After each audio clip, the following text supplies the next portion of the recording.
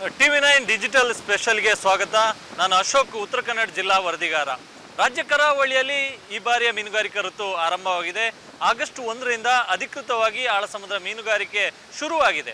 ಆದರೆ ಉತ್ತರ ಕನ್ನಡ ಜಿಲ್ಲೆಯ ಕುಮಟಾ ತಾಲೂಕಿನ ತದಡಿ ಮೀನುಗಾರಿಕಾ ಬಂದರು ವ್ಯಾಪ್ತಿಯಲ್ಲಿರ್ತಕ್ಕಂಥ ಮೀನುಗಾರರಿಗೆ ಈ ಬಾರಿ ಸಂಕಷ್ಟ ಎದುರಾಗಿದೆ.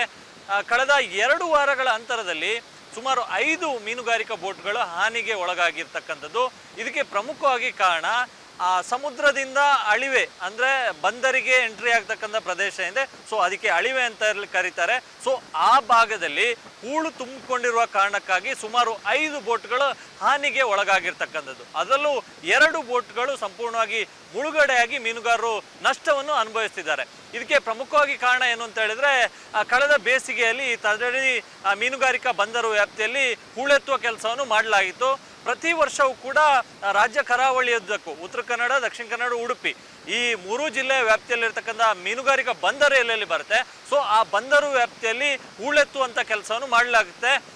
ಇದಕ್ಕೆ ಅಂತೇಳಿ ಹೂಳೆತ್ತುವುದಕ್ಕೆ ಅಂತೇಳಿ ಪ್ರತಿ ಬಜೆಟ್ನಲ್ಲೂ ಕೂಡ ಒಂದಿಷ್ಟು ಅನುದಾನವನ್ನು ಇಡಲಾಗುತ್ತೆ. ಸೊ ಉತ್ತರ ಕನ್ನಡ ಜಿಲ್ಲೆಯಲ್ಲಿ ಕೂಡ ಕೋಟಿ ರೂಪಾಯಿಗಳಲ್ಲಿ ಅನುದಾನವನ್ನು ಮೀಸಲಿಡಲಾಗಿತ್ತು.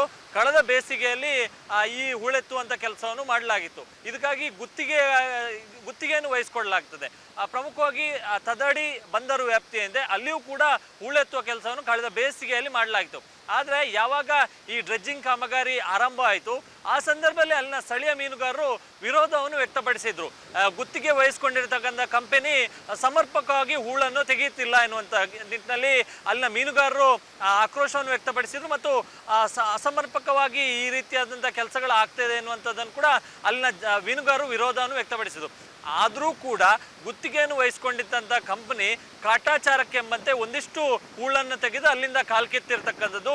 ಹೀಗಾಗಿ ಈ ಮೀನುಗಾರಿಕಾ ಋತು ಏನು ಆರಂಭ ಆಯಿತು, ಆ ಮೀನುಗಾರಿಕಾ ಋತು ಆರಂಭದ ಟೈಮಲ್ಲಿ ಈ ರೀತಿಯಾದಂಥ ದುರಂತಗಳು ನಡೆಯೋದಕ್ಕೆ ಆರಂಭ ಆಗಿರ್ತಕ್ಕಂಥದ್ದು. ಮೀನುಗಾರಿಕೆ ತಳೆದಂಥ ಟ್ರಾಲ್ ಬೋಟ್ಗಳೇನಿದೆ, ಅದು ಮೀನುಗಾರಿಕೆಯನ್ನು ಮುಗಿಸ್ಕೊಂಡು ಇನ್ನೇನು ದಡಕ್ಕೆ ಬರಬೇಕಾಗಿತ್ತು, ಅಥವಾ ಆ ಮೀನುಗಾರಿಕೆಯನ್ನು ನಡೆಸೋದಕ್ಕೆ ಅಂತೇಳಿ ಬಂದರಿನಿಂದ ಹೊರಗೆ ಹೋಗಬೇಕಿತ್ತು. ಸೊ 2 ಟೈಮಲ್ಲೂ ಕೂಡ ಈ ರೀತಿಯಾದಂಥ ಅವಘಡಗಳು ಉಂಟಾಗಿರ್ತಕ್ಕಂಥದ್ದು. ಅಲ್ಲಿ ಅಳಿವೆ ಏನು ದಾಟ್ಕೊಂಡು ಹೋಗಬೇಕು ಅಂತಂದರೆ ಅಲ್ಲಿ ಒಂದು ಕಡೆಯಿಂದ ಅಲೆಗಳ ಅಬ್ಬರ, ಇನ್ನೊಂದು ಕಡೆಯಿಂದ ಅಲ್ಲಿ ಹೂಳು ತುಂಬಿಕೊಂಡಿರ್ತಕ್ಕಂಥದ್ದು. ಹೀಗಾಗಿ ಅಲೆಗಳ ಅಬ್ಬರಕ್ಕೆ ಆ ಟ್ರಾಲ್ ಬೋಟು ಅಲ್ಲಿ ಇರ್ತಕ್ಕಂಥ ಏನು ಮರಳಿನ ದಿಬ್ಬೆ ಇದೆ, ಹೂಳಿನ ದಿಬ್ಬೆ ಇದೆ, ಅದಕ್ಕೂ ಹೋಗಿ ಬಡಿಯುತ್ತೆ. ಸೊ ಆ ಟೈಮಲ್ಲಿ ಆ ಮೀನುಗಾರಿಕಾ ಬೋಟ್ನ ಏನು ತಳಬದಿ ಕೆಳಭಾಗ ಏನಿದೆ ಅದು ಹಾನಿಗೆ ಒಳಗಾಗುತ್ತೆ. ಸೊ ಆ ಟೈಮಲ್ಲಿ ಸಮುದ್ರದ ನೀರು ದೋಣಿ ಒಳಗೆ ಬಂದು ಮುಳುಗಡೆ ಆಗುವಂಥ ಪರಿಸ್ಥಿತಿ ಈಗ ಸದ್ಯಕ್ಕೆ ನಿರ್ಮಾಣ ಆಗ್ತಿರ್ತಕ್ಕಂಥದ್ದು. ಹೀಗಾಗಿ 3 ಬೋಟ್ಗಳಿಗೆ ಹಾನಿಯಾಗಿದೆ, 2 ಬೋಟ್ ಸಂಪೂರ್ಣವಾಗಿ ಹಾನಿಗೆ ಒಳಗಾಗಿ ಮುಳುಗಡೆಯೂ ಕೂಡ ಆಗಿದೆ. ಹೀಗಾಗಿ ಕಳೆದ 2 ವಾರಗಳಿಂದ ಈ ರೀತಿಯಾದ ಘಟನೆ ತಡದಿ ಮೀನುಗಾರಿಕಾ ಬಂದರೆಂದೇ ಆ ಭಾಗದಲ್ಲಿ ಆಗ್ತಾ ಇರ್ತಕ್ಕಂಥದ್ದು. ಇದರಿಂದ ಮೀನುಗಾರರು ಕೂಡ ಆಕ್ರೋಶವನ್ನು ವ್ಯಕ್ತಪಡಿಸ್ತಿದ್ದಾರೆ. ಯಾಕಂದ್ರೆ ಹೇಳಿದ್ರೆ ಒಂದು ಟ್ರಾಲ್ ಬೋಟ್ ಮುಳುಗಿತ್ತು ಅಂತಂದ್ರೆ ಸುಮಾರು 15ರಿಂದ 20 ಲಕ್ಷ ನಷ್ಟ ಆಗುತ್ತೆ. ಸೊ ಈ ರೀತಿಯಾದಂಥ ನಷ್ಟವನ್ನು ಭರಿಸುವಂಥವ್ರು ಯಾರು ಎನ್ನುವಂಥ ಪ್ರಶ್ನೆಯನ್ನು ಮೀನುಗಾರರು ಮಾಡ್ತಾ ಇದ್ದಾರೆ. ಇದರ ಜೊತೆಗೆ ಈ ಟ್ರಾಲ್ ಬೋಟ್ಗಳಲ್ಲಿ ಕನಿಷ್ಠ ಅಂತಂದ್ರು 4 ಜನ ಇರ್ತಾರೆ. ಸೊ ಕಳೆದ ಏನು 2 ವಾರಗಳಲ್ಲಿ ಏನು 2 ಬೋಟ್ ಮುಳುಗಡೆ ಆಯಿತು. ಸೊ ಆ ಬೋಟ್ಗಳಲ್ಲೂ ಕೂಡ ತಲಾ 4 ಮಂದಿ ಇದ್ರು. ಸೊ ಅವರು ಏನು ಬೋಟ್ ಮುಳುಗಡೆ ಆಗುವಂಥ ಸಂದರ್ಭದಲ್ಲಿ ಅಲ್ಲೇ ಪಕ್ಕದಲ್ಲಿ ಮೀನುಗಾರಿಕೆ ನಡೆಸ್ತಿದ್ದಂಥ ಮೀನುಗಾರರು ಆ ಮೀನುಗಾರರನ್ನು ರಕ್ಷಣೆ ಮಾಡುವಂಥ ಕೆಲಸವನ್ನು ಮಾಡಿದರು.